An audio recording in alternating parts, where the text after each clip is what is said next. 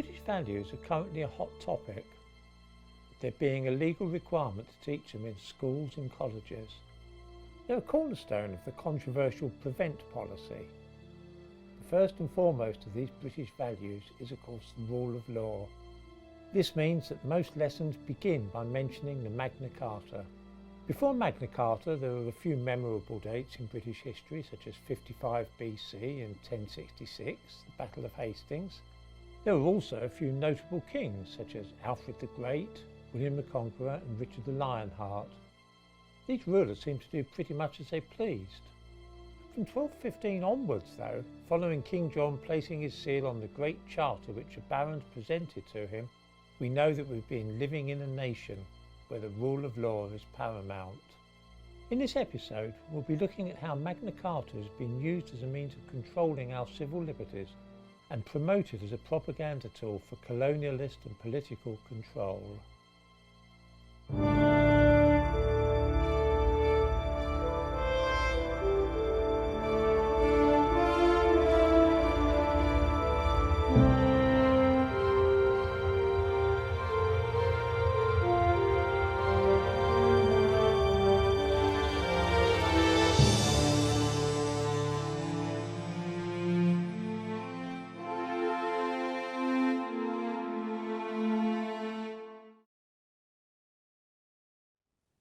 Most of us think we know the story of the Magna Carta, how the barons grew tired of King John's arbitrary rule and the way in which he was riding roughshod over the ancient liberties of the people of Britain.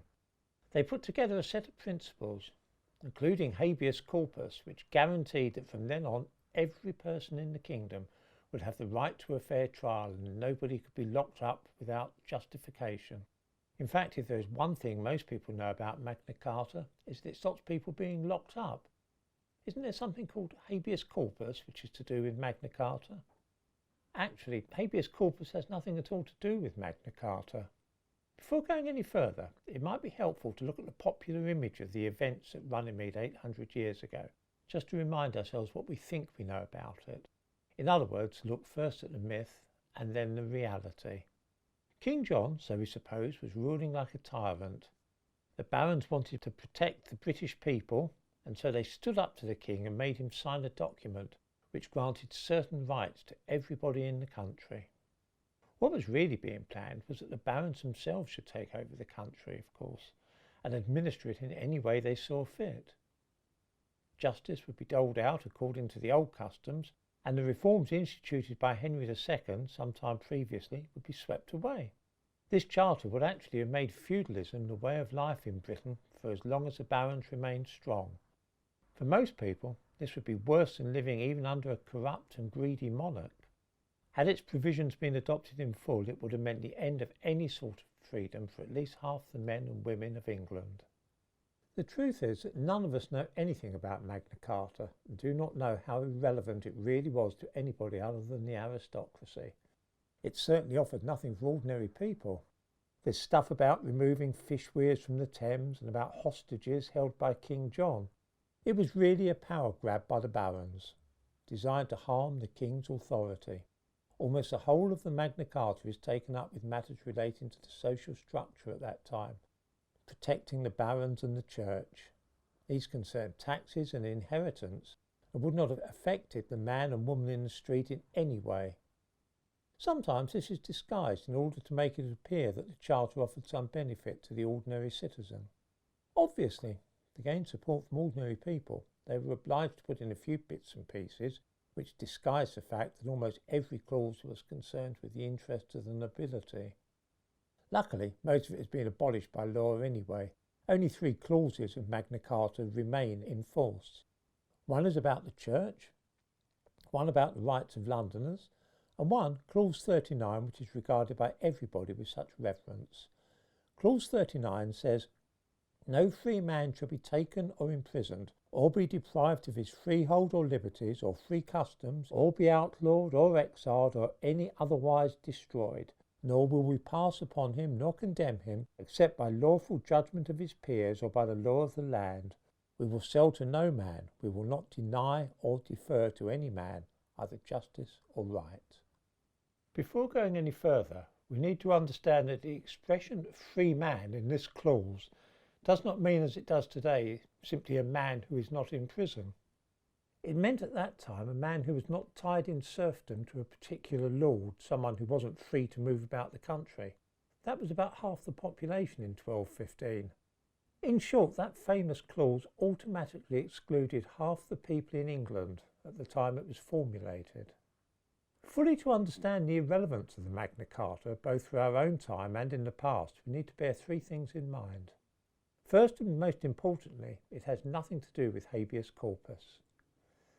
Habeas corpus originated 50 years earlier, in 1166, the very year that King John was born. The monarch at that time was Henry II. Following the civil war between the Empress Matilda, King Stephen and so on, both sides had hired mercenaries and civil rule in the country had practically broken down. There was also a problem of what amounted to a parallel realm within Henry II's kingdom. This was the church. The church at that time operated what was essentially a parallel realm in England. 1 in 6 people were either priests, monks, nuns or otherwise associated with the church, and Henry II wanted to rein them in. The same thing applied to the barons. They were getting too much power. At a meeting called the Assize of Clarendon in 1166, Henry II reasserted the control of the royal family. He removed power from the barons, took it away from the church, and set up a situation where the king alone was able to dispense justice. This was very unpopular with the barons, reducing their authority as it did. The expression habeas corpus was first used at this time. As far as habeas corpus goes, this is the first time that the expression appears in English law. It did not become law, though, for over 4.5 centuries after King John put his seal to Magna Carta, the Habeas Corpus Act of 1679. The second thing to recall is that the Magna Carta did not really become popular until the 19th century. Until that time, only lawyers had heard of it. It was as important for the Victorians as it is for the present government to maintain the fiction of British values, for a reason which we shall look at in a minute. Thirdly, these rights and liberties are dropped by any British government as soon as they become inconvenient. For example, during the Second World War, an awful lot of people were locked up without charge or trial under the defence regulations. These were people suspected to be German sympathisers, for example. More recently, in fact as recently as 1972, the British government passed a law which said that they could arrest anybody and hold them for as long as they liked without trial. People were held behind barbed wire for years on end without any recourse to the courts and no prospect of being charged or released. The notion that the British are especially hot on the rule of law, justice and so on is really just a talisman. Our ideas about Magna Carta are usually drawn not from historical or contemporary sources, but rather from a 19th century reimagining of what took place at Runnymede on the 15th of June 1215. The version of Magna Carta with which we are most of us familiar might not inaptly be called a romantic narrative, or less charitably, a fairy tale. In the middle of the 19th century, the Pre-Raphaelite Brotherhood of Artists was founded. They and their followers turned out pictures of an idealised medieval world. Alfred Lord Tennyson turned the medieval epic of Malory's Morte d'Arthur into verse. William Morris and the arts and crafts movement fixed upon the 14th century as the epitome of this vanished world of chivalry and noble ideals. Magna Carta fitted perfectly into this idea. The affection which the Victorians developed for Magna Carta, and which led to their creating an alternative version of reality, had as its origins a desire to mask the brutal realpolitik of colonial exploitation and to portray the British Empire as an essentially philanthropic project undertaken for the benefit of people in hot parts of the world. Why did those British values, so-called, embodied in the Magna Carta become so important in the 19th century? Why does all our information and knowledge of Magna Carta date from that time? It's very simple. The British were at that time engaged in what was essentially a land grab. They had seized territories already all over the world, Canada, Australia, India and so on. The British didn't feel able just to take other people's land simply because they wanted it. There had to be some kind of rationalisation, however flimsy, for the wholesale expropriation of other people's property and land. Magna Carta fitted the bill perfectly. Why were we going to all those hot countries and using our armies to take them over? Why, it was because we had a most precious gift for them, the gift of British values. We were taking over their countries not to plunder them of the raw materials on which the Industrial Revolution depended, things such as rubber and tin, diamonds and copper.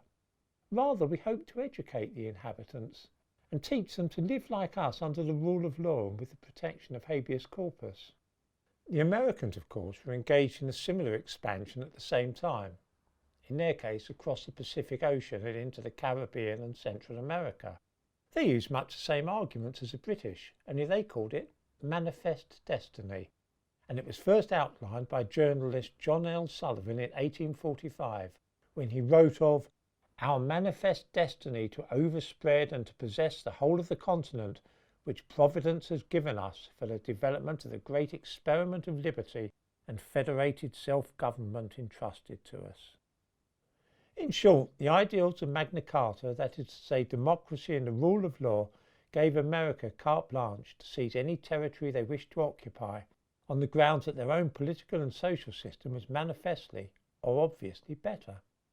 The American acquisition of the Philippines in 1898 following the Spanish-American War prompted arch-imperialist Rudyard Kipling to write a poem which endorsed the American attitude, and also by implication that of the British as they forced their way south into Africa. Kipling summed up this idea that the British and Americans were taking Western values to the less enlightened and savage nations of the world when he wrote his poem The White Man's Burden after America annexed the Philippines. Take up the white man's burden, send forth the best ye breed, go bind your sons to exile to serve your captives' needs, to wait in heavy harness on fluttered folk and wild, your new caught sullen peoples, half devil and half child. All this stuff about sending our sons into exile to serve the needs of those whose countries we had invaded needed as a justification the idea that we were doing it for a purpose, to bring to them the fruits of civilization. This is where our modern ideas about Magna Carta begin. The Victorians talked it up and portrayed England as a place where ideas such as freedom under the law and habeas corpus originated. These ideals were our precious gift to the savages whose countries we were occupying, and it was only fair if, in exchange for these high notions, they sent to Britain the produce of their lands. The colonised countries were also an important market for the manufactured goods which Britain was producing in such abundance at that time. So it was that the myth of the white man's burden came into being. The dishonest claim that occupying and looting the lands of others was some kind of philanthropic enterprise.